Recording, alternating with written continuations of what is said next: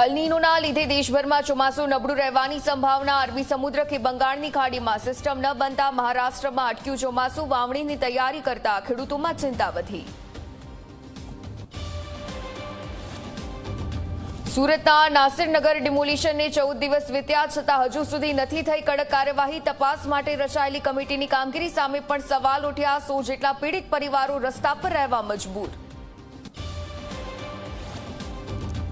જો તમે વેબસાઇટ પરથી વસ્તુઓ મંગાવતા હોવ તો સાવધાન રહેજો। સુરતના કામરેજ ખાતે કંપનીના વેરહાઉસમાં અસલીના નામે નકલી ખેલ પકડાયો। પોલીસે 5 લોકો સામે નોંધી ફરિયાદ।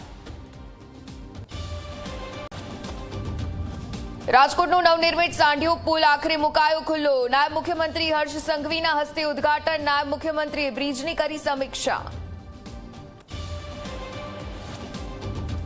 પ્રધાનમંત્રી નરેન્દ્ર મોદી આજથી ફરી વિદેશ પ્રવાસે। ફ્રાન્સ અને સ્લોવાકિયાની ખેડશે યાત્રા। ફ્રાન્સમાં G7 બેઠકમાં ભાગ લેશે।